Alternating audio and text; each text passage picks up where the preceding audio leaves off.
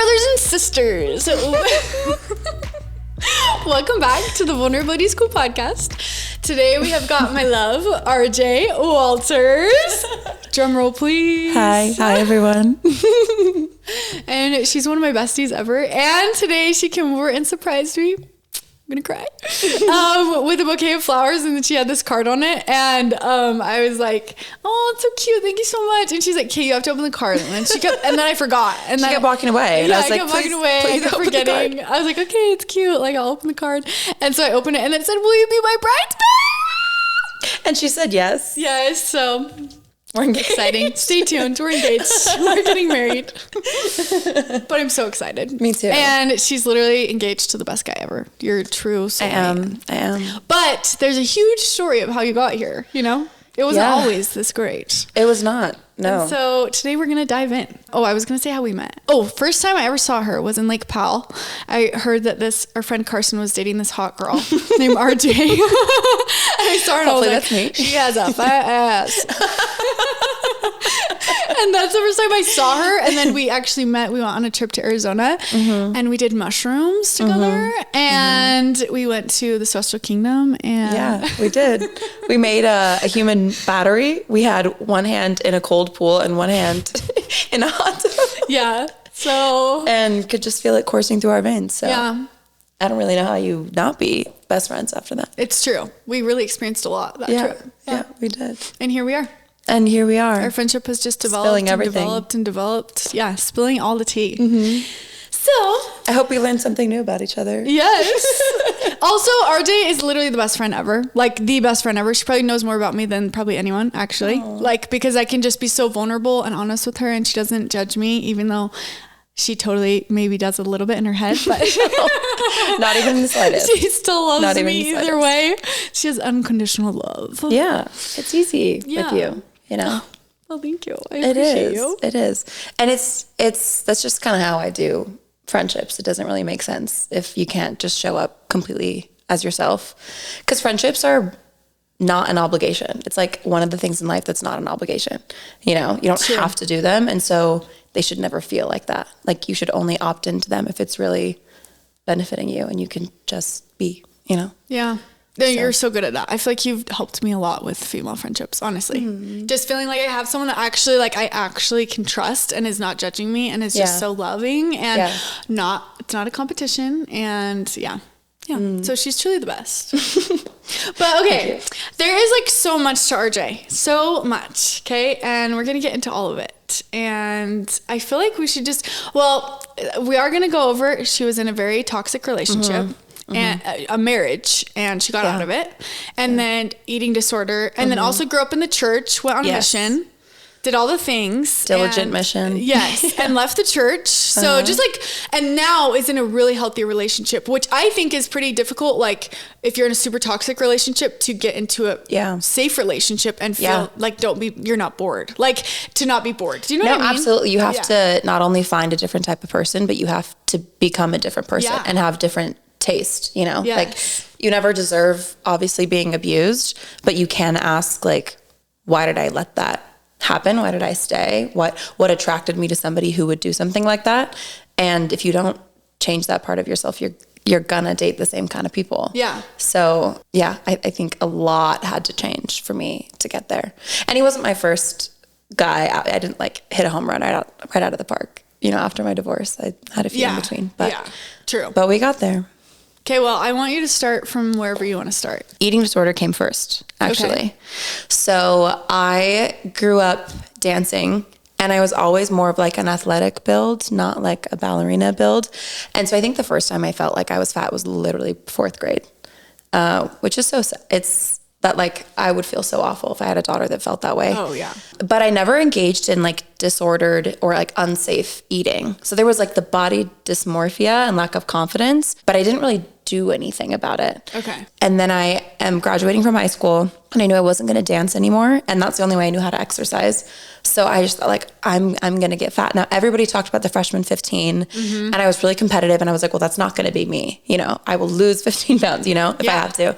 And so it was really on my mind. And I remember distinctly, I went on a trip, a humanitarian trip, And I was in Guatemala, and there was another girl there who, she got sick one night and she skipped dinner. She like stayed in her bunk. And then I was like, well, you know what? I'm sick too, and I'm going to skip dinner too. And then the next day she was fine and she was ready to eat breakfast. And I was like, I'm not going to eat breakfast. And this like little competitive thing was born where I somehow believed that like eating, which is a normal basic human need, was an option, and that you were like superior if you could supersede that need, you know? And so I just would see how long I could go without eating. Like any of this ties into fasting? Like, would you add that to it or from the church? Yeah. I mean, I could definitely see fasting being a really triggering day for people with an eating disorder. Yeah. And I could see people feeling like if they could do that one day, then they could do it all the time. Yeah. And have just like one meal a day. And especially the perfectionism and the women in the church. And I could totally see that. But it just became this competitive thing with myself and with other girls. When you start losing weight from not eating, like from starvation, your face changes really quickly. And it just like that, like instant gratification. I just got really addicted to that. It, became a full-blown like battle with anorexia. And it's such a mental disorder because you really can convince yourself you're not hungry. I think that's probably the hardest eating disorder to pull yourself out of because you believe it. Like you think you're actually sick or you're not hungry when you're probably sick because you're not eating, you know?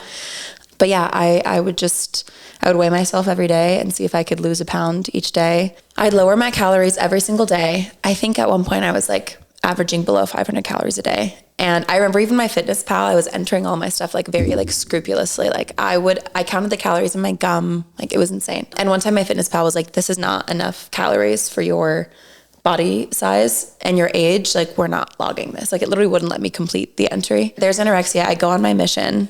And that was another time where everybody's like, oh, sister missionaries, you always gain weight. That's just like what happens. And I was like, well, not me. Yeah. I'm different. And that whole different thing does feed into the church and like the elitism and everything. Wait, I have a question really quick. Yeah. So did your family like catch on to this? Okay. Yes. And would they like say things to you? Yeah, people tried. My girlfriends in college, my freshman year, did try to help me. And I was probably pretty snarky about it. Like I didn't want to be helped. I cannot even imagine like that version of you. It's like, it doesn't even so make different. sense to me. It's like the lack of self-awareness is pretty astounding and embarrassing because I like pride myself on that now. But yeah, I didn't want to be helped. I go on my mission and I'm like, I'm going to do it again. Like I'm going to be the one who's different. I'm going to lose weight. So I remember I lost like either 5 or like 15 pounds in like the MTC. It's got to be up like 5. And I would eat a salad every day and I'd run around the track. I'd run 5 miles every single day. And the other girls, I was that sister and they hated me for it. And rightfully so. Like that's annoying. Yeah. So I just kept getting smaller and smaller and smaller on my mission. And I bought a scale with my mission money and I'd weigh myself. Did your companions no? Oh yeah. Yeah. Yeah. Well, that's so hard too, because you're going to these members' houses and you like and they want to feed you. Yeah. Yeah. So I didn't deal well with the rice because later on my mission, I got diagnosed with PCOS and insulin resistance. And so I knew that I was actually getting sick from all the sugar in the rice, but I didn't want to get better because it was a reason not to eat. And I kept getting skinnier and skinnier. In your head this whole time, like, are you like, I have an eating disorder, or you're just like... No. Okay. No.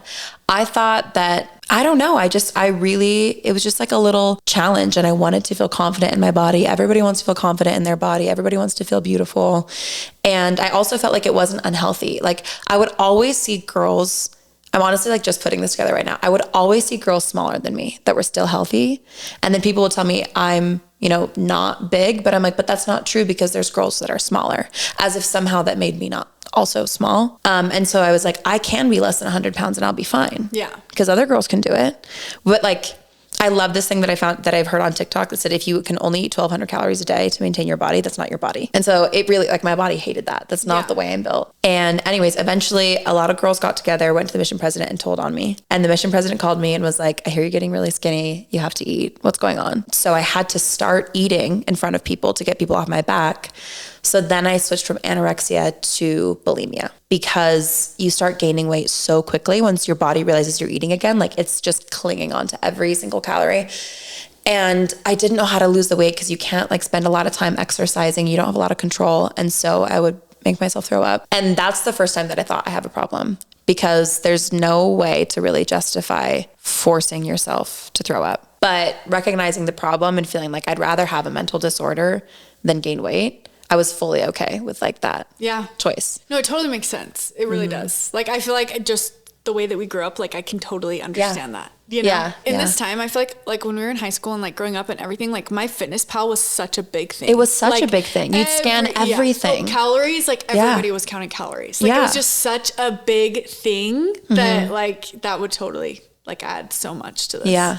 And obviously those are our choices, but when you're younger, you're such a product of your environment that I do blame the diet culture before us and our moms that participated in it. Like if you grow up constantly hearing about the next diet and like South Beach diet, like every girl in my family did that, which is insane. Like then I was like, oh, fruit is bad. Fruit has so much sugar, you know, and bread is bad. You can't have bread. And there's always a new diet. There was always something off limits, and there was always comments about weight and your body. And so it makes sense that you do diet pills, you do laxative, things like that, which as an aside, like that's slowly coming back. And I am terrified for younger girls. And I just want to be like, look, I've lived it. I've been the skinny girl. I've gained the weight back. Like it doesn't work. Like it's not a foolproof method. And you're never really happy. You're never really happy. You miss out on so many social experiences because people bond over food, and you're antsy about the food, and you're anxious about the food, and you're hiding the food. And like Thanksgiving was the worst when it's supposed to be such a beautiful day of like gratitude, and you're just always in your head. It's a very self-absorbed mental disorder because you're always thinking about you and what you're eating and what they're eating and how you can get away with not eating that much. But then you like sneak all this food at night. Oh yeah. So it turned into binge eating disorder, where you would sit on like the kitchen floor in the middle of the night, eat a whole entire box of like granola bars and just be like crying. Like you not even hungry anymore. Like you're so stuffed, but you just keep putting it in your mouth because I don't know, like you convince yourself if you get sick from it, then you won't have it ever again. Like you actually think if I have 27 Oreos, I'm never gonna have an Oreo again. It's so disgusting. Like it's so far from how I live my life now. It's actually it's really, really sad, which actually credit to my ex-husband. This is something good I took is he was really into girls who went to the gym. And so I started working out and it made me feel like, oh, you can be strong and beautiful too. Like skinny isn't the only way to be pretty. And I had to accept that first. And then I just was I'm like kind of shocked that he was like that, honestly. And well, I mean, he got really prescriptive about what I did at the, cause he had a particular body he wanted me to have, but the initial truth comes out. Yeah. The initial like introduction to the gym was helpful. Yeah. And I just was so tired of like having an addiction and feeling like a slave to my own mind that I was like, you know what? My aesthetic is going to have to come second to my mental health. And that's so scary to let go of that.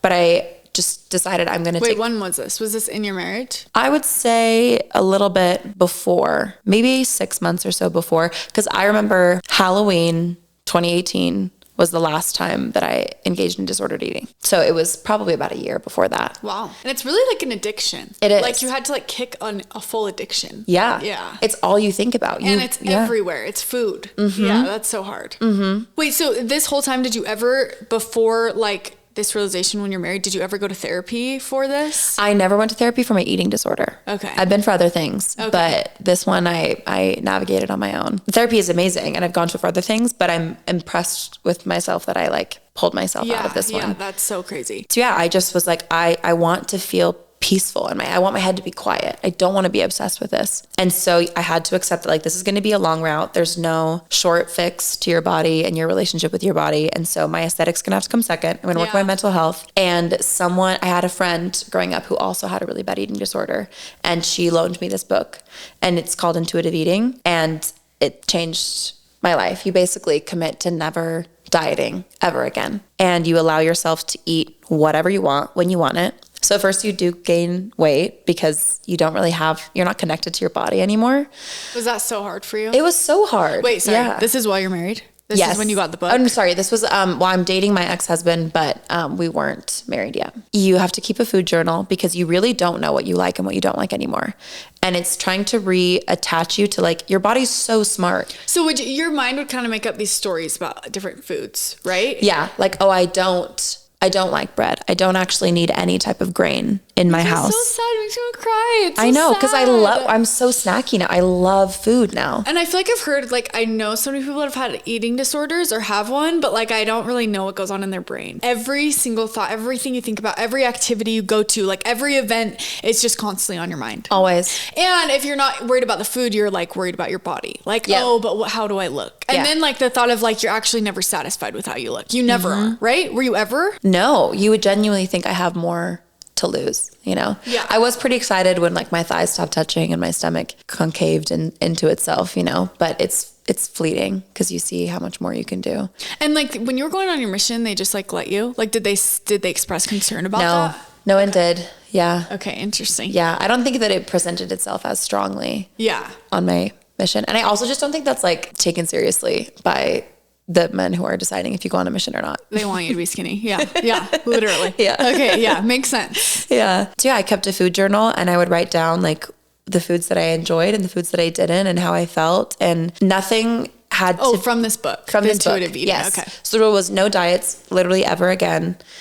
Start to get back in touch with what you like and what you don't like, and eat whatever you want as much as you want it when you want it. Because slowly your body ends up falling into this 80-20 zone where about 80% of the time you crave like nutritiously dense food and 20% of the time you want treats. And that's perfectly normal. I like dove a little bit into intuitive eating like a couple years ago. And I remember it just like talking a lot about how you kind of connect back to your inner child. Like they eat when they want to eat. Food is fun. And they stop eating when they want to stop eating. Yeah. And they don't eat if they don't want to eat. You know? Yeah. And like I read something that said it like will either end up in the toilet or the trash. So like you don't have to eat every single thing on your plate because it's gonna either way, it's gonna end up. I haven't heard that one before, but I like that. The toilet or the trash. But no, but you're exactly right. This book also brought up toddlers and how they can crave an ice cream cone. That's all they can think about. And they get it. They have a few licks and they're done. And why would we not have the same ability to stop ourselves or to have as much as we want? So it's funny, actually, my mom the other day asked me like, what's, you know, a snack that you just like cannot have in the house because you would just eat all of it. And I was like,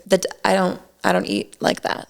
So I can have whatever I want so cool. in the house, you know, because why would I eat the whole thing when I could just have more tomorrow? You know, it felt so good to say that and to have the question throw me. Like, it's just like not even how I think anymore. Yeah. So I'm really, really happy with it. My brain got so much more quiet and just like peaceful, and you can just live your life and not stress over it. I mean, it's always something you have to remember. I feel like body dysmorphia is still something that I struggle with. Yeah. I just know not to change my eating. Even if you just think about it from like an effectiveness standpoint, like eating disorders don't help you. They come back to bite you, you know, if you can't sustain it. So intuitive eating. Which you really can't because you'll die or just, you know. Right. That was that. Okay, before we move on to the next topic, like what would, if someone was going through an eating disorder right now, like what would be the first thing you would tell them to do? Asking yourself like how much you're willing to pay for peace.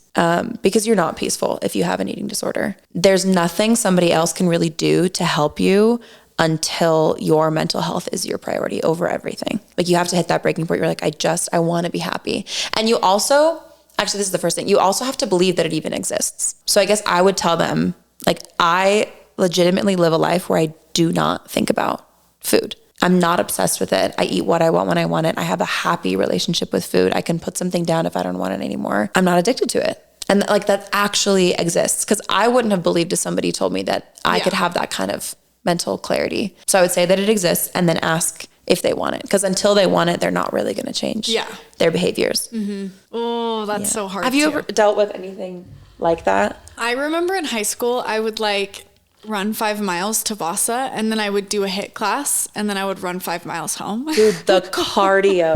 And then I wouldn't eat.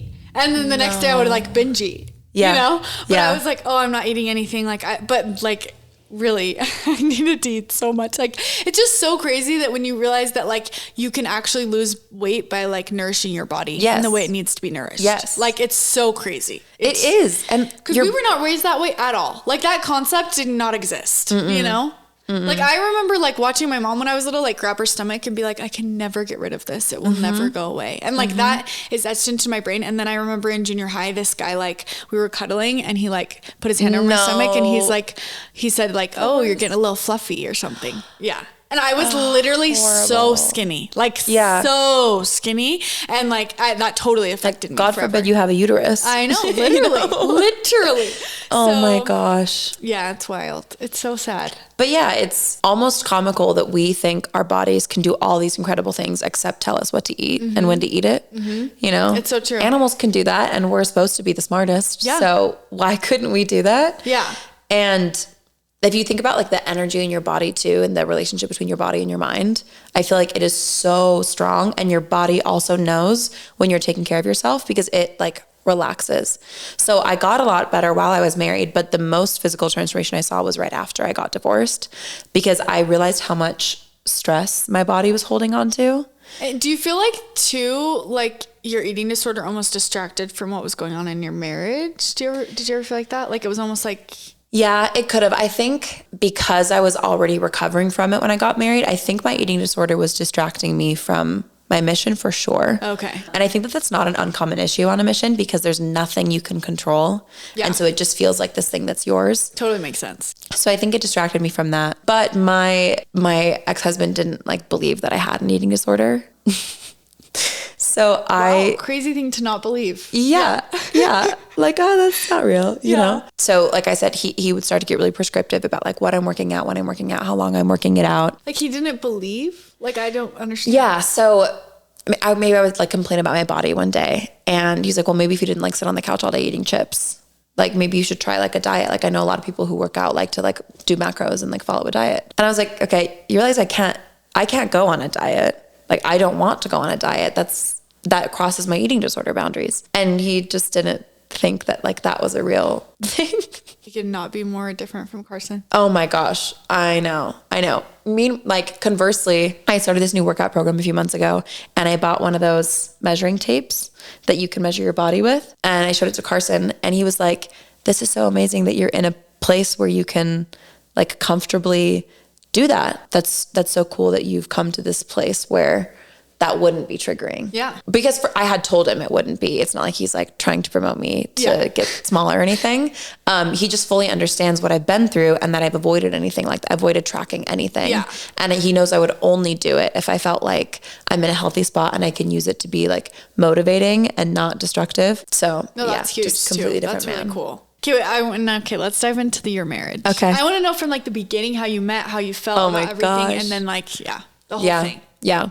I think this will be interesting because how much my experience fits into narcissistic and enabler pattern. It's almost not special in a way that it's just like textbook, but I obviously missed all of the signs and they were there. So we actually met in high school. I was a junior, I think, and he was a senior. And we were just friends at first, but he like pursued pretty heavily. And I always had a lot of fun with him. And so eventually I just kind of said, yes, we can like start dating. And then he went on his mission and we like wrote for a little bit. And then I sent him a couple of Dear Johns. And I guess I'll pause there. As one does.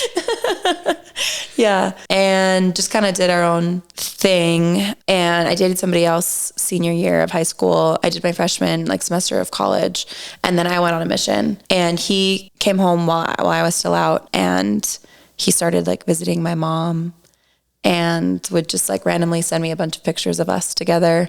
And I'd be like, hey, I just don't think that like we're going to be together when I come home. This is like kind of making me uncomfortable. Interesting. Okay, yeah. I didn't know all of this. Yeah. And then I came home. He was home as well. And the guy that I dated my senior year of high school was also home. So like, as dumb as it sounds, I was like choosing between them when like the whole world is so much bigger than that. No, I was literally like 20. I'm like, these are my options. Yeah. Mm-hmm. You know, because they start priming you to get married the second you come home from the mission. Yeah. Like, this is your next commandment. You're weird. Yeah. Yeah. I'm like, okay, this is my next commandment. Like, this is what I do. The guy from high school, I like loved as much as you can as a high schooler, you know? And I found out that he had like kissed my friend before he went on his mission. And my heart was broken. Like it has like never ever been shattered before. And so when we started going on dates, I just like remembered that. And then my ex-husband, even though I was less interested initially, he had pursued me so heavily for 6 years. I was like, oh, he would never do that to me. Yeah. He would never hurt me. He'd always take care of me. Crazy. And interesting. So this is, and I think when you like date somebody in high school and then they kind of grow up and they're a bit more like masculine, you're like, okay, this, like, I love this story. Like, and you do feel drawn to it, you know? And we did always get along very well. I had so much fun with him. And so I just figured that's what you do in marriage. It's like less about the fairy tale and more like you just do something safe. Yeah. Yeah. Ironic, you know? Yeah. Okay. And then what happened? So then we date for 6 months. We get engaged on our 6-month anniversary. Oh. And then we are engaged for 6 weeks. And we get married. Classic. I know. I should have known like the 6s were like true. Yeah. No, but in all reality, I wouldn't change anything. Did you like feel like you really loved him? Yeah. I think what I knew about love at the time. Yeah. Mm-hmm. It seemed like it fit the bill. And now looking back, could you see any red flags? Or yeah. Oh my gosh. Oh, really? Yes. Okay. Well, my family did. People weren't thrilled with the choice. Yeah. Multiple family members tried to tell me that, and I instead just like cut off things with that family member instead of. What was going on in your head? Like, did you deep down know, or were you kind of like, you guys are annoying? No, I really thought they were paranoid. Okay. I didn't believe the things that they were saying, and my gut wasn't telling me anything either. I mean, I had this really. Were you married in the temple? We were. Okay. Yeah. Oh, that's crazy. I've never thought about that. You were married in the temple. I was married in the temple. That's crazy. Yeah. Okay. I did that whole thing. I did have this weird feeling when I was getting married that it wasn't going to be forever. But it wasn't a sad feeling. It was like almost like you're signing up for your like master's degree or something. And you're like, obviously I'm not going to do this forever, but it's like an experience thing. I don't know. Wow. It was really, and it felt okay. That's like a very not Mormon mindset. No. Yeah. No. Like literally walking into the celestial, not the celestial room, but wherever you get married. The ceiling room. Yeah. Walking into it, I had that feeling. And I didn't pay much attention in it, but I knew very much it was there. But at the same time, I had a super strong impression that I should marry him. I remember praying about it, and there was some sign that I saw. I can't remember what it was. Maybe it was in my scriptures. Like, I don't know, but it seemed really, really clear that I was supposed to marry him. And whether that was from God or not, I don't know. But I wouldn't change anything. I would go back and do it again because I just learned so much. Like I left that marriage with so much knowledge and experience about love and about myself and about really dangerous behaviors. And there are things that like 50-year-old women in bad relationships haven't connected to. Yeah. You know, that not any judgment on them, but I was just like, oh my gosh, I could have lived so much of my life without learning this. And now I'm 24 and lived this whole life that I get to now rectify and like start over from. Yeah. Oh, that's so crazy. I know. It's so weird, huh? So like so these family members would say things, but it was kind of like whatever, like you don't have my best interest almost. Yes. Yeah. I didn't think that they understood it. And I think I also just wanted to be independent. Yeah. I was always the person in my family who didn't have a strong opinion. I did what everybody wanted me to do. And this was my first. Was your time. It was my first thing I did on my own. Yeah. Yeah. And I like prided myself in not getting people's opinion, which I think you should get people's opinion on somebody that you date. If your whole family doesn't like them and all of your friends, maybe they have a point.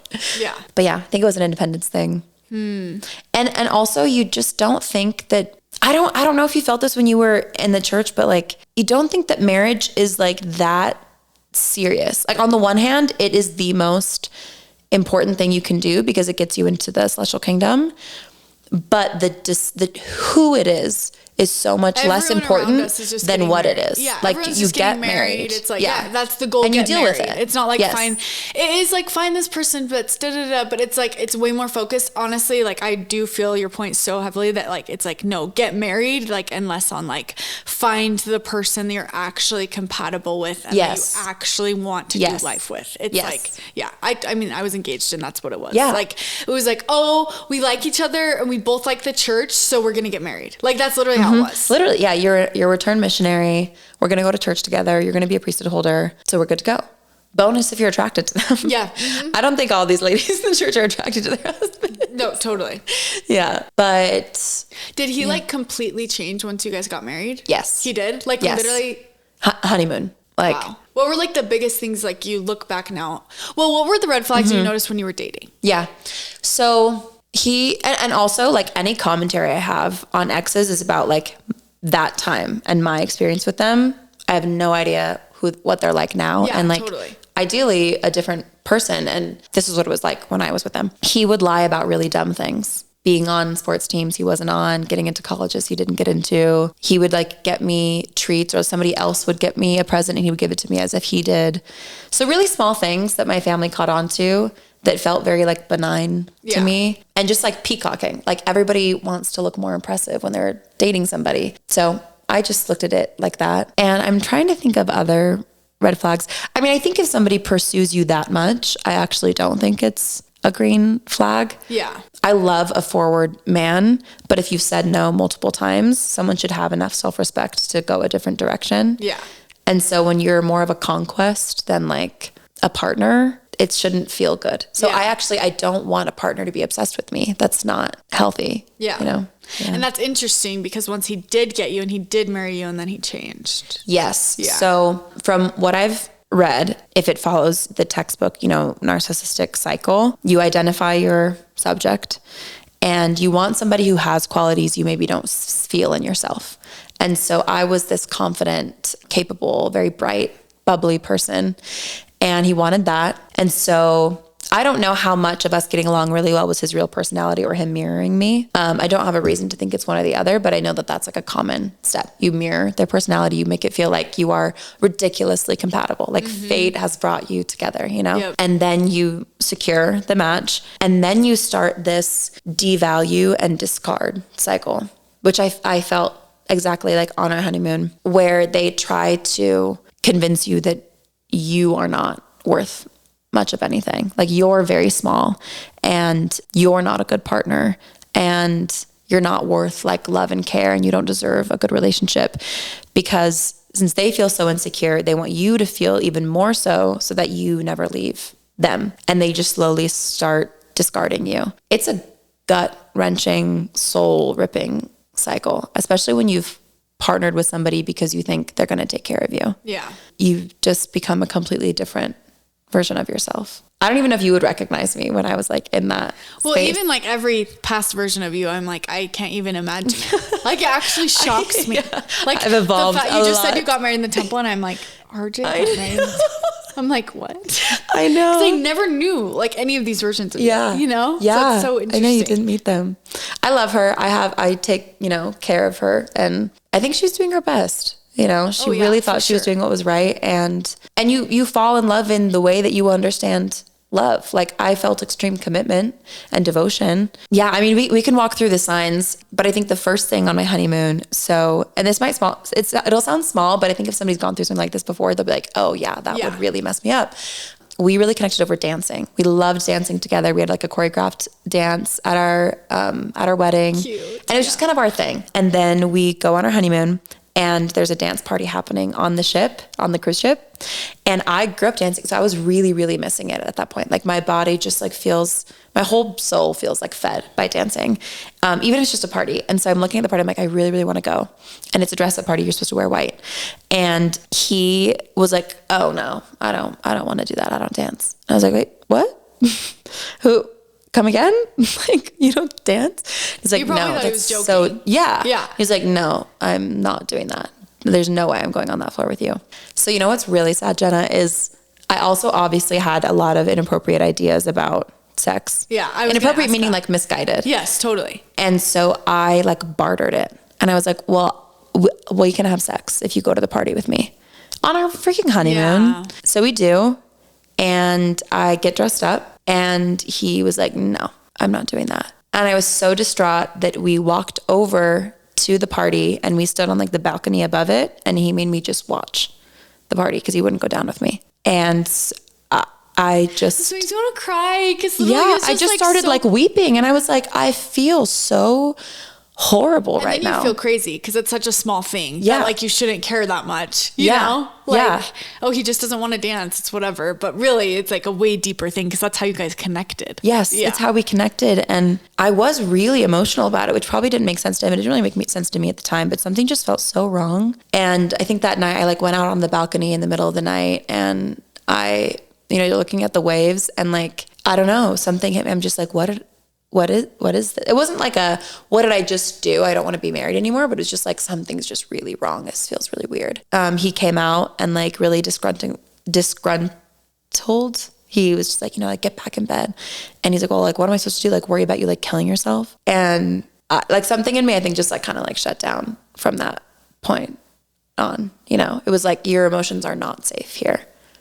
These like very sensitive parts of you are not safe here. Yeah. And then, obviously there were more. How long were you guys married? 3 years. 3 years. Yeah. I think you've told me that, but I just forgot. But no, I forget. Shit. I don't have enough memories to fill 3 years.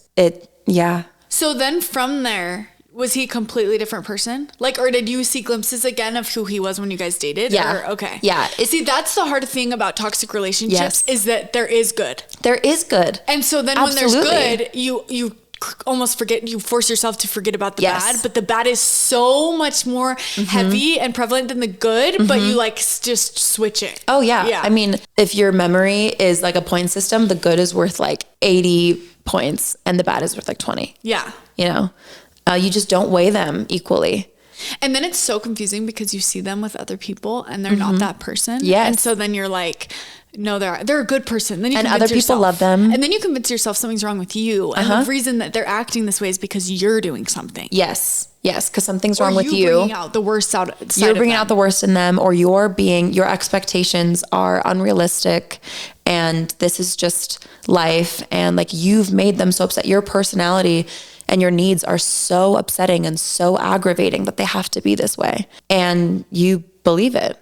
Like, you 100%. I believed ridiculous things about myself. I got pretty bad depression while we were married and got on medication for it. I would get like pressed to a breaking point sometimes and like just like shout and want to break things. And, he would kind of push me to that point. And then the second I burst, he would sit back and be like, do you see yourself right now? Like, I think we need to go to therapy for anger issues.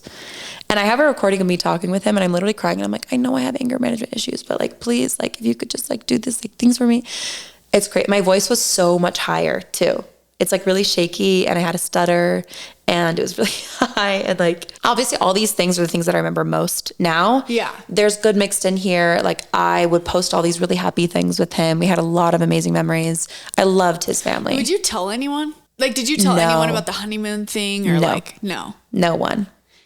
Because I was embarrassed. Oh yeah. Yeah. And then you're also thinking that you're crazy. So you're like, it's confusing, I'm sure. And I think I would go to my friends or family, but talk really high level. And he didn't like if I talked to anybody, and he would say like, well, I don't talk to anyone. Like, I think our relationship is sacred and like, I just keep it to ourselves. So if he would get in a fight, and say he'd like slam the door and leave, and I would sit in the car and cry, and he would come back and be like, who did you call? Who did you talk to? So I just started writing in a journal. I have a question. Did you ever like say to him, like, once you started, because you started going to therapy, but you were the problem. That's why you went. Yes. Yeah. I wanted to go to couples therapy, and he had said, if you go to therapy and it fixes you, then I will go with you. True narcissist. Like, that's wild. Yeah. And I took it. I was like, okay.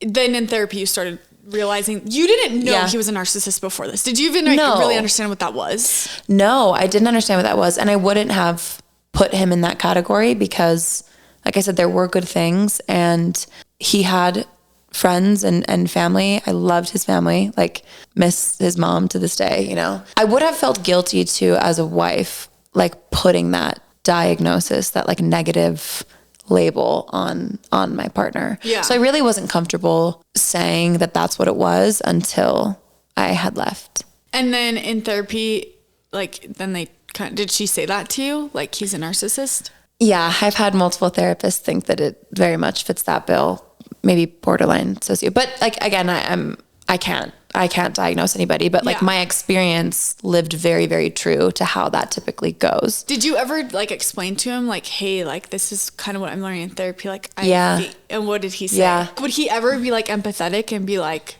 I can see that? Or like, was he, not at first. Okay. So there was a lot of denial and there were, my impetus for finally leaving. Like I couldn't leave for myself. I had to find evidence of things that were lied to me about for the whole marriage, other women. I had to find all of that and had to be irrefutable because like I could be gaslit out of anything, even the hardest evidence, I could be gaslit out of it. And so I had to find that. And that's, a whole story of like how I uncovered things like that. But until he absolutely had to, it was just deny, I'm the problem. Or he would say, I'll be a better husband once I've like made it in investment banking. Like I need to hit these goals. Like he like justified why he wasn't attentive to me or kind, to me, or why he was cold with me. A lot of his behavior came from him saying I needed to like learn lessons. I needed to learn my lesson. I'd get the silent treatment, maybe if I forgot something or tripped over something or spilled something, because that's careless. And I should be more responsible. I mean, I think that's how he grew up. That's how accidents were treated. And so he projected that. And I feel like I saw a lot of those behaviors from his father. Towards the end, when I actually felt like I had like leverage, there was things that he couldn't deny, things that were happening. And the gaslighting wasn't working anymore. Like when somebody can't bend the way that you think, then they'll start trying to play into whatever you think they should be. And so like I like became kind of a wall, and I was like, you can't just tell me what reality is. Like I know what happened. So then I would see him just flip flop into all these different personalities to try to see what would stick with me. And I remember there was one time where like everything was different one night, and he was like, I think banking is stupid. I can't raise a family on that. I want to have kids immediately. Like I love therapy. I want to become a sociologist. Had you already seen through? Like, because once you see through, you can't unsee it. You can't unsee it. So at that point, this is the thing that I was talking to you about the other day, where you know that this situation is wrong. You know it's dangerous, but you just can't find the will to leave. I went into this emotionally locked observation role where I just sat back and like watched. And it's really interesting if you can do that, because if they perceive that things are back on track, and if you're being kind to them, you just like really get an eye for how their behavior depends on what reaction they're getting out of you. And a lot of promises they made while you were upset will go away once you're happy again. And so it was so interesting to just like remove my emotions momentarily and be like, I can grieve whatever the answers are later, but I need to just watch. And it's really enlightening. So at that point, when I would see him cycle through these things and promise these different things, it was almost comical. You're just kind of like, none of this is working for me. There were some things he had admitted to, like, wanting to make me feel bad about myself so I wouldn't leave him. There were other really dangerous situations he put me in to try to coax me into doing something bad so that he wouldn't feel bad for doing things you shouldn't do in a marriage. And, I wouldn't, because those are just, I had really strong boundaries with him, even though it was an unhappy marriage. And the way my jaws just dropped this whole time. There was a point where I felt like beyond the things that I had found, the problem really was the lying. Like, how do you lie to somebody you love and let them go crazy and watch that destruction happen and feel okay about it? Yeah. And he equated him lying about I'm still protecting like a certain level of privacy on his end. But there was something I had found that wasn't okay. And he had said, well, maybe I hid that, but you hid your depression from me. I married you because you were like a cool, chill girl. And now you're like depressed and like, and I was like, you realize I wasn't before we got married.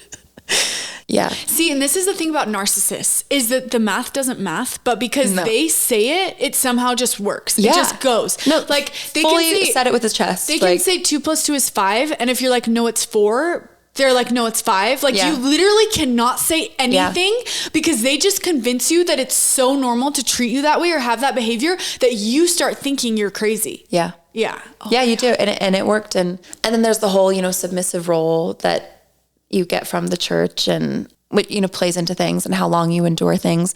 And the other thing that I will say is I'm so sick of hearing people at weddings make jokes about how hard marriage is. Because then you get married and it's hard and you're like, is this the normal level of hard? Is this too hard? Is this okay? Does everybody experience this? So I didn't say anything to anyone for a long time, but I'll make sure to say that in my wedding speech. Yeah. But people noticed it. So since I've been divorced, I've had people come to me and be like, you posted this story of you two and I saw this, or he made this comment to you, or you responded this way. And I just knew something was off. Actually, just a few months ago, I went to a conference for work and there was a guy there who I used to nanny his kids. And he brought that up to me and he said, I've been feeling guilty for years because I saw something on a story you posted that insinuated almost like sexual assault, like something sexually like aggressive that he said he was going to do to you or had done, something like that. I don't even remember this. And he said, I remember thinking, I hope she knows it's okay to leave. I hope she knows that that's not good treatment, and he wanted to say something, but he just didn't know if that would be well received. And so he just bit his tongue and he's like, I've been feeling guilty of it ever since. And I gave him the biggest hug and I said, I wouldn't have received it at the time, so it's okay. Yeah. But I really appreciate it now. And that's, sweet that you were looking out for me. So multiple encounters like that. People say preying on my downfall, but literally, they really want you to be the lowest version of yourself while simultaneously looking good as their partner. Mm-hmm. So having a good job, having a good body, wearing certain things, doing your hair a certain way. Just, a lot of control, but not as specific as you read about it in books or in the movies. It's a lot more subtle, and because there is so much good mixed in with it, and you still crave being with them. You still want to cuddle with them and be held by them and see them. And so it's just such a confusing feeling. I was just going to say, did you feel like your body was rejecting him in sex and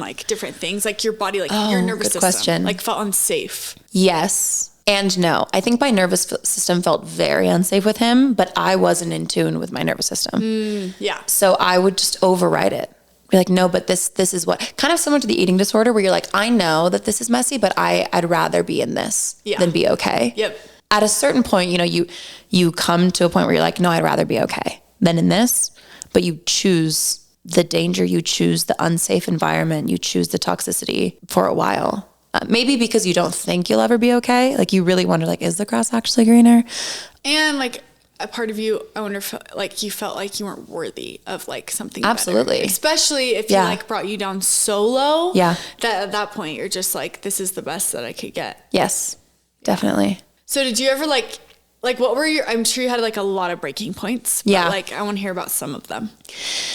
Yeah, there's a lot of things that you learn, like I'm saying, I'm using all these therapy terms and you realize that it's not an individual experience and you can see how it's gone for other people, it's going to go for you. So there were points in therapy through education that I had learned where I'm the amount of change that's necessary here is just not going to happen.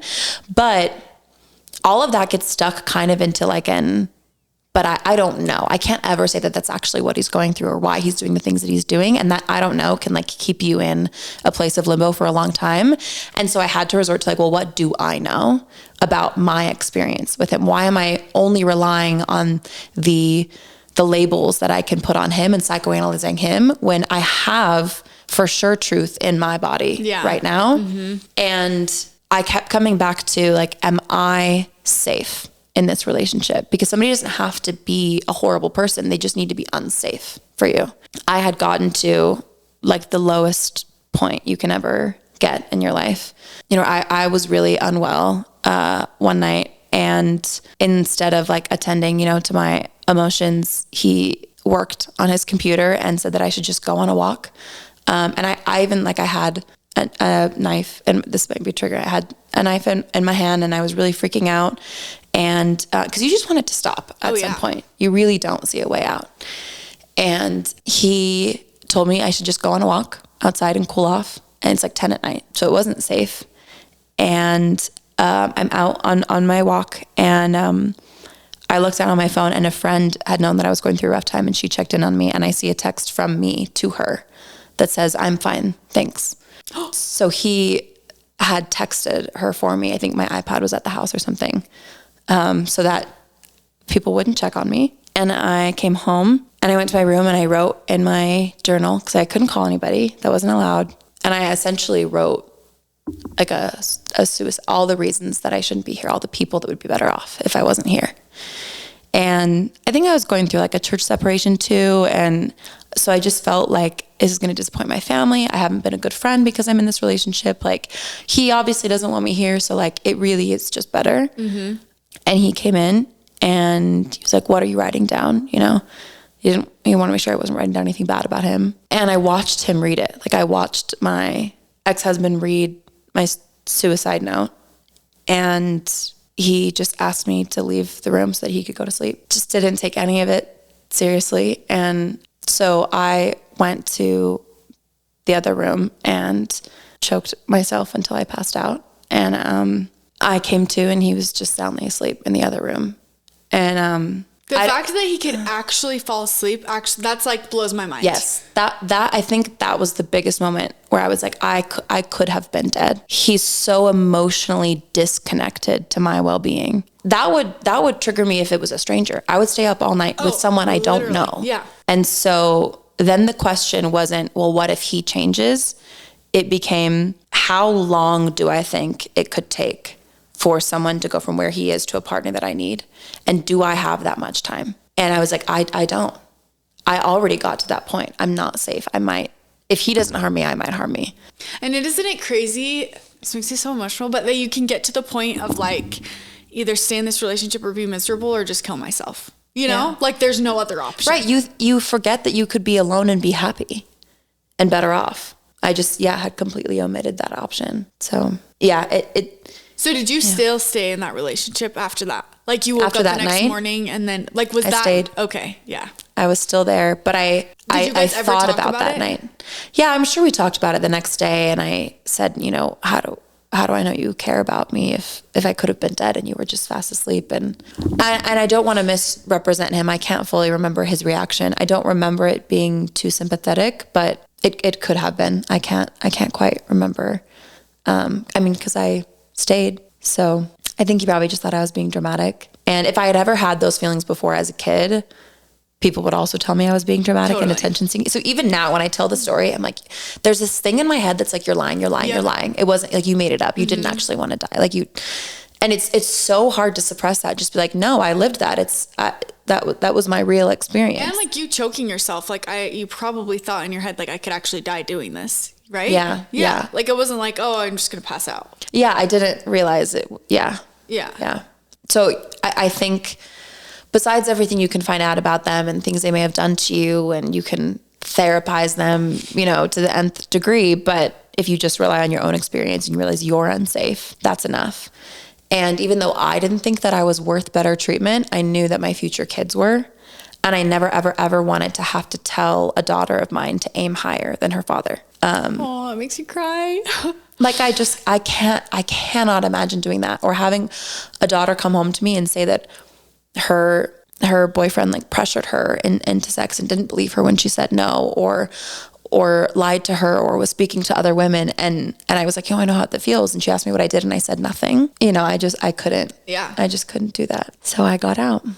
Wow. And how did you get out? Part of it was financial concerns. My parents just sat down with me and like we did the math about like what I would make from my own job. Talk about this though, because we talked about this a little bit. Yeah. My parents were like, no, like it's math. He was going to make good money, right? That's what you were under. He was on track, to make good money. But another thing that thankfully I got from him, he always thought that I was very smart and thought that I was more capable than I thought I was, at least at first, you know? And I wanted to go into either like psychology or HR. And he felt like those were embarrassing professions and I should do management consulting, which, full clarity, I do not think those are embarrassing professions. Those are very important professions. So I went into management consulting and it was really rigorous, like my major in college, and I had to work really hard and recruited really hard. But I went into it.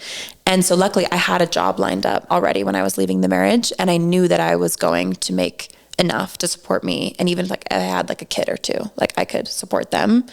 And that's what I wanted, because I never, ever, ever wanted to be with somebody for anything other than love. you know, and finances can be so attractive. I'm so drawn in, you know, by that security. Yeah. So my parents just sat down with me. We did the math and you're like, no, you can do this on your own, or you have people help you until you can. And luckily I had friends and family that supported me. I had a place to live. Yeah. I had the job, I had the friends. So I think, you know, God kind of like opened up a window and I took it. And I think things would have been harder if I had not taken that initial window and just kept staying and staying and staying. You know? You just file the paperwork and 30 days later you say you still want a divorce. That's how Utah works. And then they process it. And you've never seen him again. We went back and forth a bit during the divorce process, but to his credit, it was really smooth actually. Didn't put up much of a fight. And it could be that he was progressing as a person, or it could be that he knew that the image he held in my head and me feeling connected to him was more important than staying married. So being amicable would replace this version of him that I had in my head. But I mean, I won't assume his reasons, but it was pretty simple and smooth. And we had no kids, not a lot of assets. So yeah, it's pretty simple. And then did you stay in Utah, or is that when you moved? I stayed in Utah for a little bit, and let's see, got divorced in like March. So hard because there's so much we could talk about, like even the shame of getting divorced and then being single and then trying to figure things out on your own. But my parents telling me that it was okay if I got divorced was a huge thing. And that book that I mentioned, the Too Good to Stay, or Too Good to Leave, Too Bad to Stay, was really helpful. And I think just the ambiguity of it all was difficult, you know, not knowing what you're going to face versus like knowing you could handle the relationship, you know. But yeah, it was smooth. I've had my current fiance has, you know, knows him. They ended up, ironically enough, working at the same company for a little while. So, but that's it. I haven't had interactions with him. Yeah. That's amazing. Yeah. And I genuinely hope he's doing well. Yeah. Like that was my experience, but everybody gets changed. I'm better I'm a better partner than I was then. And yeah, but it's been pretty clean. I'm sure it's a lot easier to be a better partner when you're being treated right too. You know, yeah. It is. Someone that wants to bring out the best in you and not the worst in you. Yeah. And when someone believes that you're a good partner and loves you unconditionally. And yeah. Oh, okay. I feel like there's so much we could go into, but I want you to tell us all about Carson because, and like your relationship now. Yeah. And I just feel like there had to be some process of you being or maybe like it was so bad that like you were like, I would rather be single than date anyone even remotely close to him ever again. Yeah. I think I hit the point where I was like, I'd rather be single than be in this with you. But I hadn't hit I'm not willing to put up with any, you know, poor treatment from men, because I did go into a not great situation after that. So I think my snap came after the boyfriend that I had after my divorce. When I ended that relationship, that's when like I had this, it's like, it's an entire shift you feel in your body where you're not like announcing it to the world, but you just feel like I'm so done. Like I am literally never, ever compromising myself for another man, because like I'm genuinely excited to be single. Like I have everything I need. I have a good time with myself. I'm fun. I'm smart. I'm capable. I'm attractive, you know? And you just feel like if I bring all these things to the table, like why would a standard be high if I uphold it, you know? And so I was like, I'm worthy of finding a partner that's at my level that I was like, I genuinely want to learn from my partner. I couldn't say that I necessarily had that before. I wanted to be pushed by them and inspired by them. And yeah, I held myself differently. I had hit that point. I knew that I wasn't going to put up with anything. And then I met someone who didn't make me put up with anything. Literally. But I think that's kind of part of it. Like, I think that energy drew Carson in because he wanted a woman like that. That is the difference between a man who wants a woman who's confident and a man who wants a woman who's small, is just night and day, you know? Because like the bigger and bigger my presence gets, the more and more Carson is in love with me. Yeah. And wants that for me. Which I think so many people need to hear. You know? Because it's so easy to believe the opposite. Yeah. Or just think it's just like not out there. Because you have to be a very secure man to want your partner to be just this beautiful, shining, large, warm presence. And I think a lot of poor treatment from partners is bred from insecurity. So I was really wary of any hint of insecurity in like the people that I was dating. Yeah. Oh my gosh. So like, this is something that my therapist used to say to me. Yeah.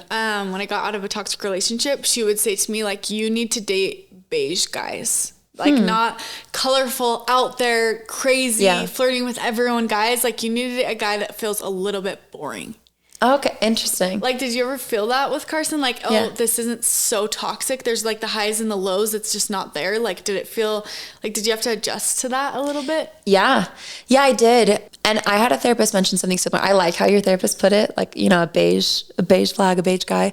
But I had something said to me about how I may feel bored in a peaceful relationship, and that, I don't know, feeling peace is more important than like the butterflies. Like butterflies may actually be a bad sign. And that like really like flittery, obsessive kind of emotional roller coaster crush that you have when you're younger that feels like the most exciting love. And the movies tell us. And in the movies, right? Like I won't speak for anybody else, but like, I don't know that always is going to be your forever partner, because they should feel like home.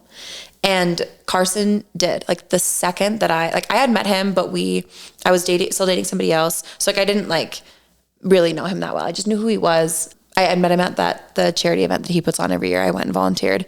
And so I was like, I know he's a good guy. He puts on charity events. He does. You kidding? I met him at a charity event. I met him volunteering. His charity event. That's crazy. Yeah. But it was like months and months later until I was single and he had reached out. I had sat next to him. We were watching a movie with a group of people. And at this point, I'm at that, like, I do not need a man stage. And not only that, I was also actively a bit like revolted by men. I did not want to be touched by anybody. I was going through like some sexual trauma, and I just felt so just anxious and like uncomfortable around men. And I sat next to him, and our knees kind of like touched, you know, and you know, your hands kind of like brush.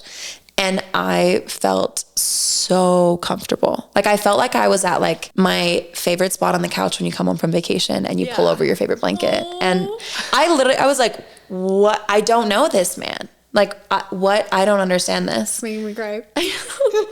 And it was late at night. I was like, after I'd come home from the bars, and there were other people there. So I was like, there's too many factors. Like maybe it was something else. And also I have horrible taste in men. So I'm like, I just don't trust me. Yeah. And so I was like, I need to repeat this experiment and have like only, you know, one, I need to keep some things the same, so that it's like, you know, a valid scientific experiment, not, you know, the independent variables and the dependent variables, whatever. And so I said I was going to come over the next day and finish the movie we'd started. And I want to sit on the same side of the couch next to him, but I didn't want any other people there, and I want it to be at like a normal time, an appropriate time at night, you know, sober. And so I went over, and just the same thing again. Like I just felt like he was just so safe. My whole nervous system was just so calm. Oh, but your question was, did I ever get bored with it? I think in turn, I created some of the, I don't know how I would say toxicity. Was it hard to be in a relationship where you were kind of the problem sometimes? You know what I mean? Yeah, because I was the problem. That's so horrible, where you're literally never the problem. And if you are, it's really just like overlooked because you really were not that bad compared to him. No, you know? Totally. Like I got to be just a little like angel next to these people that I had dated. And I think I really was connected to the idea that like, there's nothing on my side. There's no like tallies on my end of like bad things I did, which obviously now like there totally were. I was not always the best partner, and I worked on that. But I mean, there were certain lines in relationships you don't ever cross, and I never crossed that. So being with Carson, who was so okay with himself, and so he'd done a lot of work on himself, and he approached the relationship like really maturely and would communicate and had patience. And I was problematic. Absolutely. Like I didn't know how to be in a consistent relationship. So I did a lot of the pushing and pulling. Like I'd feel close and then I'd freak out and I'd pull away, and I'd feel close and I'd freak out and I'd pull away. So we did long distance for a little bit. We like dated for a few months, and then I moved to LA. And I think that was super helpful because I got to feel independent while still being with somebody, because I didn't care about any other guys. I didn't want to date anybody else, but I did want to feel not single, but just independent. I wanted to do what I wanted to do when I wanted to do it, and I wanted to ease into the relationship. And so that was really helpful. But it also was easy to do long distance because he's never ever made me question his feelings for me. Yeah. Like he was always very forward about liking me, and he didn't drag on anything. Like we weren't a situationship forever. I think by the second week, he told me he deleted all of his dating apps and he only wanted to be with me. But he was like, but you take your time, you do your thing. I'm just letting you know where I'm at, and I'm not interested in anybody else. And so I'm done and I'll just be here. And I think 2 months later, I said I was ready, to be his girlfriend, and there wasn't anyone else I was interested in either. I just, was scared. Yeah, he was super communicative when we were long distance. I never worried about him. And I think I'm going to title this episode, Good Men Exist. Yeah, good men exist. Fairy tales are real. Yes. Happy endings. And I mean, there were just so many trust building things that he did with me. Like my face was in his phone, like my Face ID, the second we went official. Locations on, passwords shared. Like he had nothing to hide. Our second date, he told me some of the things he feels most maybe like ashamed about, about himself. Cause he was like, look, like I'm really looking for my person. These are some things that some things about me in my past or things that I've changed. And I just need to see if you can just put out all of his skeletons so that there was nothing somebody could tell me that I didn't know. Yeah. It was just so comforting. Yeah. Because he wanted something real too. And so that's how he's carried himself, is as like he wanted to be a good husband. He finds there are men out there who find a lot of value and worth in being a good provider and protector. So I'm just like so glad that I found one. Yeah. Yeah. I'm rambling. I need to pause more. No, I'm just like literally in awe. Everything you're saying, I'm like, wow. He actually is so incredible. It's so cool. Okay, this is an interesting question, but when you have this pattern of dating people that don't treat you well, you even could like meet someone completely new in like a completely new place in like a really good setting and things start out good, but then they kind of turn into like that narcissistic person and like people find themselves dating the same person over and over again. Mm-hmm. Do you know what I mean? Yeah. Like I just don't know like energetically how that just shifted for you. Do you feel like you were just like way more like slow in the beginning maybe and like really analyzing them and then, or like you just really just felt something so different with Carson? Yeah. That's a really good question. I think my self-worth was in a much better place when I met him. Like I really did not need a relationship or a man to make me feel better about myself than I already did. Like I finally got to the part where I was like, I feel like I'm pretty great. I'm a pretty great person. I'm a good partner. Like people would be lucky to have me as their partner, but I also wanted to feel lucky that I had my partner. Yeah. Anyways, so I think I was drawn towards these really strong, dominant, kind of overtaking personalities because I didn't have a good sense of my self-worth. And I would have rather had somebody tell me who I am and what I'm worth, even if the answer was negative, than have to figure that out on my own. Because I believed other people more than myself. Yeah. I was like not connected to myself and my own gut and my own version of myself. So what would you like tell someone in a similar situation to what you were in? Like what advice would you give to them? A few things. One, I would say that abuse really festers in secret. And so I don't think it's accurate that you shouldn't talk about your relationship. I think there's a difference between gossiping about your relationship really nonchalantly with people who don't have any business hearing about that or don't have like your best interest at heart. But if there are people who love you and you feel like will give you a fair assessment, you should bring up things and get reality checks because you can't trust your own mind sometimes. And I think that a good partner will welcome that and will want you to seek help and seek comfort and feel like they've established a good enough reputation that like I could talk to my family about something with Carson and they probably would like defend Carson. Yeah. So that like, do not let it be a secret. Do not let yourself be isolated. The second thing is don't be delusional. I had a therapist, like a really badass therapist who was so rough with me, but I needed it at the time. And she said, look, I'm not going to tell you what to do, but see things for as they are. Like, I think a lot of times as women, we do this where we paint things more positively because we think that that's our role. Mm-hmm. You're not a negative person if you see something that's negative and call it negative. I mean, you shouldn't be somebody who paints something as worse than it is, but what is wrong with just taking people as they are and believing them when they tell you who they are and seeing a situation as it exists? So don't be delusional, man. What you've seen, the patterns you've observed will continue. You will not experience a different relationship than you're in right now, ever. You can't plan on them ever changing. So you just have to ask yourself, are you willing to live like that your whole life? And how much is your own peace worth to you? Same thing with the eating disorder question, And I really don't think you can ever have a fully comfortable, strong relationship if you're not both okay on your own. Because it just feels different, you know? I think we both, in my relationships, we both were using each other for something. Like we used the relationship for something other than love. Both of us, you know, I was looking for security, or I was looking for experience, or all these different things, which also isn't fair to a partner. You know, I should be with somebody just because I love them. Yeah. Those are some things that I would ask yourself. But if you can start with anything, get education and talk to people, like let people talk to you about your relationship, seek out therapy, and also try to prepare yourself to be full, like anything that you rely on your partner for, see if you can start taking care of that yourself. I love that. Yeah. Ooh, this is all just so tricky because I think something so big, like we said, is that there can be good in a toxic relationship, and that confuses you. Yeah. And we've been there, you know? Yeah. It's enticing to stay in what you know. Yeah.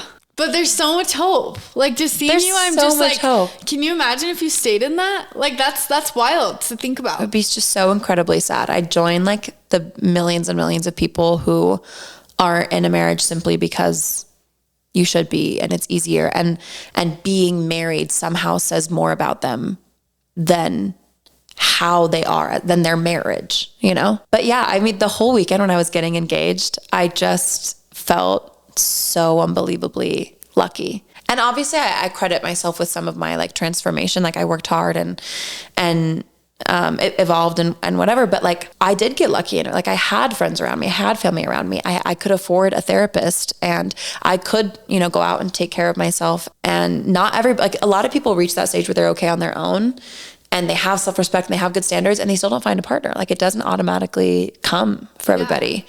Anyways, so I got to completely turn my life around, and I don't know what I did to deserve that, but now I'm with somebody who's never made me cry. And he's never disrespected me. He's never entertained other women. Like not even so much as liked another girl's photo. Like that debate is so insane to me because you don't have to deal with it. And I'm excited every time he comes home. And there's things about my personality that, like one thing, for example, my ex hated the way that I walked. He made fun of me. He's like, you hold your head so high. It's like, you're this diva. Like, and everybody thinks it's weird, by the way. Like I've even talked to your girlfriends. They think it's weird. You walk around in the gym like you own the place. It's just so weird. And the first thing Carson said he loved about me was my walk. And he was just like, I love the way you hold yourself. Like, I love when you like walk into a room and you just command it. And so on that front, he can tell if there's a situation where like my stature changes, he's like, oh, that friend isn't good for you, or that job, you know, that isn't good for you, because he wants to see me with my head held high, and he watches out for me, you know. It's just like, you can literally change everything about your life. No one's ever stuck. I think that's the biggest thing, is no one is ever stuck. At any age, at any time, you can change anything you want about your life, your body, your religion, where you live, your job, your friends, partner, like everything. So especially with like a new year coming around, that's like exciting. You know, anything you want, you can change. Yeah. I always ask everyone, I always say like, if there's if there's one thing you could have everyone in the world understand, what would it be? But that's probably it, right? Or is there another thing? No, I would say that's it. Yeah. That you already answered my question. Yeah. Life is about evolve. Like growth is so beautiful and so magical, and, you know, not the pursuit of perfection, but the pursuit of like evolution. Like that's, I think, that's what we're here to do. And so really embracing the things you want to change about your life and feeling like you can. Yeah. That's the hope. Hope is what I would say. Yeah. Yeah. Well, we were going to dive into like the religious stuff, but we decided we're going to save that for another episode because this was just all too good. We couldn't like stop talking about it. Yeah. That is a lot to unpack. Yeah. So, and I think I've just seen so many unhealthy relationships in my own life, like from being so young, that like for me listening to this, I'm just like, I want everyone to listen to this. Like, I think this is such an important thing that people just think that they don't deserve better, you know?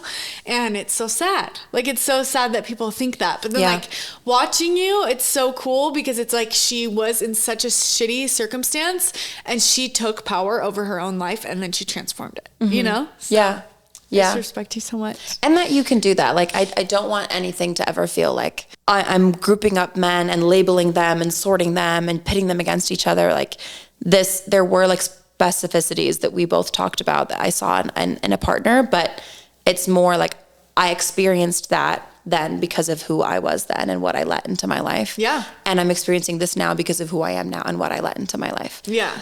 And so as much as it's helpful to psychoanalyze other people and label them, like if you're not walking away from therapy with what you've learned about yourself and why everything around you is happening, to you, then nothing's going to change. But when you realize that like you can change everything about your life, like you can, then there's just like nothing's impossible. There's so much beauty in that. Yeah. And I'm not even talking about the pursuit. People say that with like jobs and careers and success, which is important, but I'm talking about like literally just like happiness.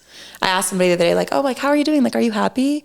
And they're like, well, who's happy? I was like, I am. Yeah. And like you can have that. It's an underrated wealth, I think, today. No, that's so beautiful. And we're going to have her on more episodes. I told her that I wanted to do an episode of reading people's crazy stories. Oh my gosh, I would love that. Fun.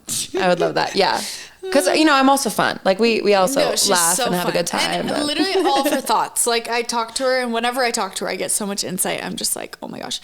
Well, and from you too. Your whole company, I just think is so important today. And people can say it. Like, I feel like being open about mental health is not a new thing, but you go into a certain depth with it that's beyond someone's like, oh, I have anxiety. Like, you're like, okay, cool. It's like, you let people really embrace the ugly parts of mental health. Like there are embarrassing things that I, shared that I went through. And that's what vulnerability is. And until people are comfortable owning those portions of themselves, like people won't change. And that's the whole point of this. Yeah. And you have to be so radically like self-aware. And you can't do that if you don't think that there's a safe space to do that. So I just think it's really remarkable what you're doing. I'm so happy to have a friend that understands everything that I love, It helps me so much. And I'm just speaking for you in this, but I just feel like if anyone wanted to reach out to you, they could totally. 100%. Yeah, absolutely. And she'll be tagged in everything. And I'm going to link the books that you said, the intuitive eating and then what is it called? Too Good to Leave, Too Bad to Stay. Yeah. And if you do decide to leave, there's a book called Whole Again. Whole Again. That I would recommend. Okay. Those 3. Yes. Okay. I love it. I feel like we could talk all day, but I know. Yeah. To be continued. Yeah. To be continued. In the name of vulnerability. Amen. Amen. Thank you for listening. Bye. Yes.